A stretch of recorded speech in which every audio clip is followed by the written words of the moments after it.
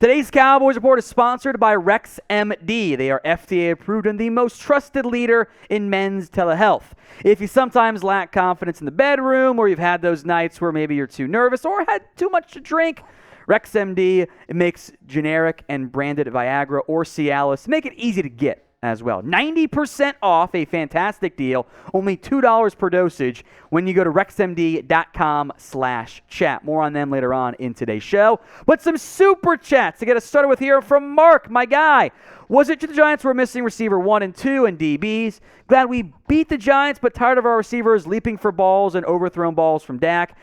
He's actually been, you can use CPOE, completion over expectation, been elite in that category since he came back, namely the last 2 weeks. He has the 3-year high last week and then was well above expectation last week. So there were some high balls, but remember, sometimes high balls are designed to be high so that only the receiver can catch them. But yeah, Giants were missing key players, and Cowboys were a bit ill. 3 games in 12 days, get that win. It's all you need. Some super thanks from Brian. Love your videos, Tom. Keep up the good work. Go Cowboys. Thank you, Brian. I appreciate that. Very kind of you. If you don't know what the heck we're talking about, the super thanks, what's that? Allow me to explain. It's a feature on YouTube. You can donate outside of live videos. Click the thanks icon. If you send in a super thanks, we will give you a shout out because we appreciate your support here on the Cowboys Report. From Mighty Ants 0215, we hung 37 in the playoff Vikings, winning a playoff Giants team. If we add OBJ, we might make that run. What you think, Tom? I think that's the point, right, is that you've won 2 games over what will probably be playoff teams. Giants are not a lock. Their schedule gets a bit challenging, but they should be able to make it. The Vikings will be a playoff team. They'll be the first in the clinch, by the way, playoff spot this year. The point of adding Odell Beckham is to help you come playoff time, help you take that extra 5% bump that you need that could help you in a big way last year. Maybe it wouldn't have been a receiver, but somewhere else from that standpoint. So will the Cowboys win a playoff game? Y for yes, N for no. I am typing in my Y for yes to speak it into existence, but you guys can comment at the pinned comments on today's video. Y for yes, N for no. Sound off at that pinned comment. Let the ad play, head down there, and get your votes in. From OAG, one amazing guy. Do you want the Cowboys to get their bad games done before the wild card, or we hope they don't crumble during the wild card? It seems like we do better after a bad game. They can have some focus issues. They had it against the Packers, right? They had it against Green Bay in particular. Like they get excited, they get overconfident, and they kind of collapse down the stretch. Now, maybe last year helps dial that back a little bit. I will talk myself into, they got the bad game out of the way if they lose like week 16 or whatever. That's how I'll spin it, or week 17. That's how I'll spin it for myself. But I would like to be playing well, period, come playoff time. From Mark, considering we pick at 20 or so, what position do you see being there for us in the draft? We can get an impact guy in that first round. DT, O-line, wide receiver. Whoever you take in the mid to late 20s should be a starter for you year one. That's the goal, right? Running back would have a big impact, but do you want to spend a first-round pick or not at the position? Receiver, maybe. I think corner plus trench play is the area to keep an eye out for. Now, today's Cowboys Report is made possible by RexMD. Do you lack some confidence sometimes in the bedroom? Maybe you've had those nights where you get a bit too nervous, had too much to drink. There's nothing worse than not being able to put the stick shift in drive when you need it the most. But have no fear, RexMD is here, spreading cheer, even when you have a few too many beers. They are FDA approved and the most trusted leader in men's telehealth. They have sponsored today's Cowboys Report to help you always be prepared. RexMD has made it simple, easy, and cost-effective to help all the men out there last longer, feel more confident in the bedroom. RexMD makes generic and branded Viagra or Cialis easy. Everything's online, even the prescription, and they send it right to your door discreetly. No waiting rooms, embarrassment to the doctor, or your neighbors say, I delivered this to my house. Having some tough time there? No insurance, no copays either. It's the best deal they've ever offered. See up to 90% right now and pay only $2 per dosage with the link rexmd.com/chat. It's a limited time deal. Generic Viagra or Cialis now available at rexmd.com/chat. Up to 90% off. Links in the comments section and the description. Give the gift of pleasure this holiday season with RexMD. From OAG, one amazing guy, the MVP today. You love to see it. By the way, Eagles look very flat with a lot of mistakes that a good team should capitalize on. They have an easy schedule except for the Cowboys. If they do, Tennessee's a tough game. If the Bears have Justin Fields, they can present some challenges to Philadelphia. The Eagles' schedule, though, you get by. If they go 3-1 in those first four, in the next four games, they get the number one seed. The Cowboys probably can't catch them at that point because it's Saints and Giants down the stretch there. OAG also has his NFC power rankings. 1 for the Eagles, 2 for the Cowboys, 3 for the 49ers. I don't see that much wrong. Maybe the Bucs from a bad memory standpoint is on there. I think the Vikings are probably in there, but the wild card teams don't scare me that much. The teams you should be able to beat. That's why I want that division, because I want to play a wild card team, not a division winner, right? $5, Aaron Martinez. What's more likely to happen? Cowboys cut Zeke, re-sign / tag Pollard, or draft a running back in the NFL draft. And it's a combination of all those, right? You could do this. You could spend a 7th-round pick on a back, re-sign Tony Pollard, cut Zeke, and then bring him back on a cheaper deal. That's very plausible for this Cowboys team. Now, you probably won't do all three, but you could cut Zeke and re-sign Pollard. I don't think Zeke's back on his current contract. I think there's some adjustment, pay cut, new deal, whatever it is, but you're not going to pay him what you're going to pay him. He's just not productive enough from that standpoint. It's top-tier running back money. Pollard won't cost as much APY as what Zeke is making right now. It's just not, I don't think it's what it's going to be for Pollard. If you re-sign Pollard and cut Zeke altogether, still draft somebody. So it's a good question. Of the options, I think you cut Zeke as Miller because I don't think he'll be back on his current deal. We will have more Cowboys offseason coverage for you, of course, when you subscribe. We don't go away once the game ends. It's still daily videos. Hit that subscribe button right now, youtube.com/@CowboysTV. Abhijit Parwar, do you feel Dak was constantly under pressure that last game? If you feel that way, it's because you're right. Of his 31 dropbacks, I'll double-check my math there, Dak Prescott was pressured 20 times. That is a significant amount of times in which Dak is under duress. He's under pressure, all that stuff. So I got the numbers here. 31 dropbacks. They only threw 30 times. There was a scramble in there.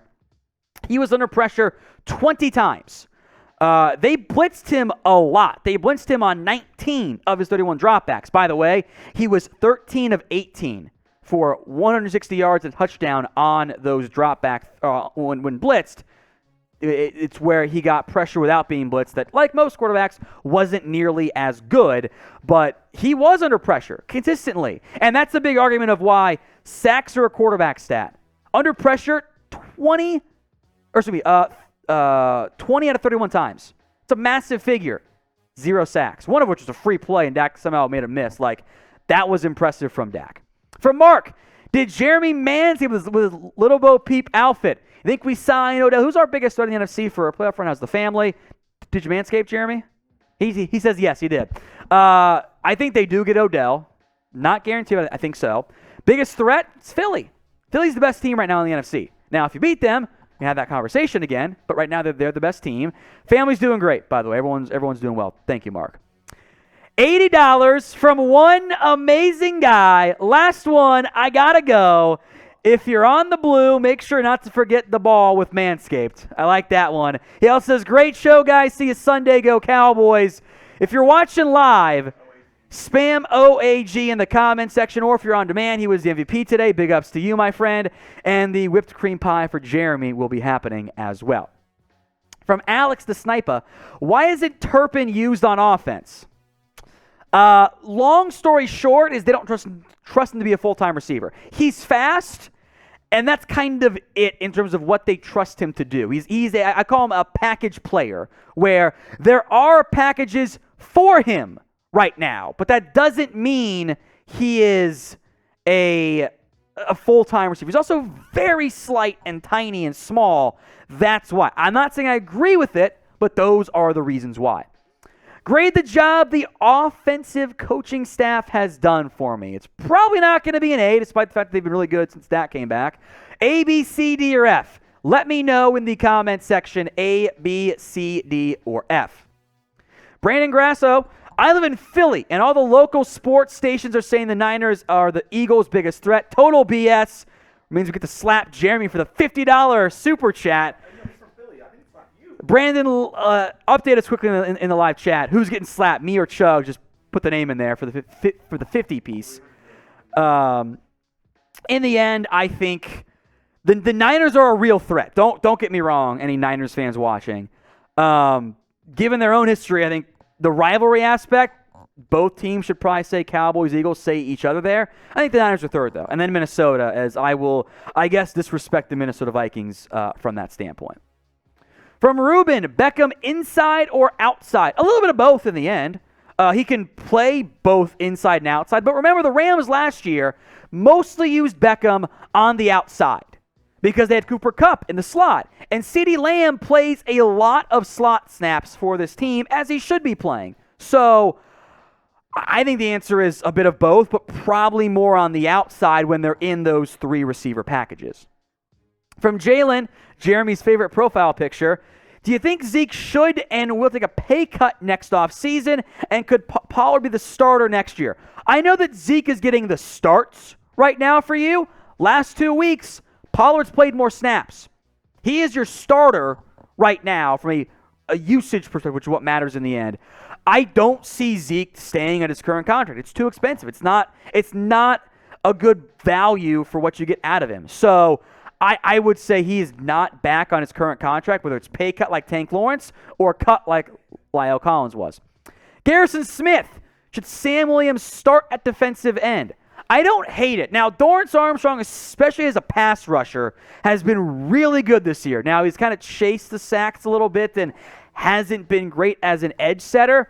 But I think Sam Williams has been really good in a smaller role this year. 7 TFLs. He's got a knack for making the big play, the splash play for you. 3 sacks, a 12.6% pressure rate for a rookie is really good. So I have been very, very happy with Sam Williams this year. I think he should be defensive end 3.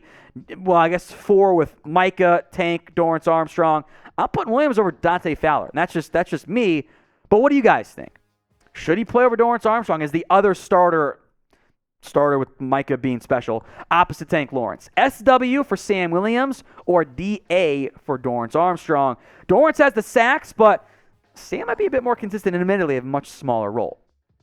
Alex, do we release Kelvin Joseph and Anthony Brown, look for free agent DBs, or we use the draft? Anthony Brown's a free agent, so he might not be back, period. I don't know if he's going to be, frankly. I don't think they cut Kelvin Joseph, but I think you could see a scenario where they don't trust him and they sign a veteran and or draft somebody, because corner should be a big need for this team in this offseason. Michael McKee, Titans, Dallas, Giants, and the Commanders will all beat Philly. Commanders did once. If I could even get 3 of those losses for Philly, Dallas will catch them, and Minnesota might as well in terms of the seeding. Not that it matters if the Cowboys catch them, but I don't know if you're going to get 4 more losses from Philly. That'd be a Cliff Kingsbury Cardinals-esque collapse down the stretch, or I guess Cliff Kingsbury period collapse down the stretch. Robert Olmstead, with Lewis out for the year, and can we get Beckham? He can wear number 2. No, they don't allow mid-season number changes like that pretty frequently, especially for someone who changed this offseason. So he wouldn't wear 2.